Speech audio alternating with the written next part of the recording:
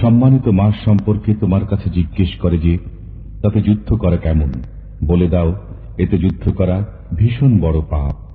আর আল্লাহর পথে প্রতিবন্ধকতা সৃষ্টি করা এবং কুফরি করা, মসজিদে হারামের পথে বাধা দেওয়া এবং সেখানকার অধিবাসীদেরকে বহিষ্কার করা আল্লাহর নিকট তার চেয়েও বড় পাপ। আর ধর্মের ব্যাপারে ফিতনা সৃষ্টি করা নরহত্যা অপেক্ষাও মহাপাপ।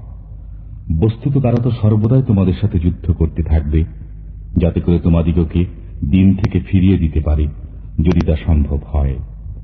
তোমাদের মধ্যে যারা নিজের দিন থেকে ফিরে দাঁড়াবে এবং কাফির অবস্থায় মৃত্যুবরণ করবে, দুনিয়া ও আখিরাতে তাদের যাবতীয় আমল বিনষ্ট হয়ে যাবে, আর তারাই হল দোজখবাসী।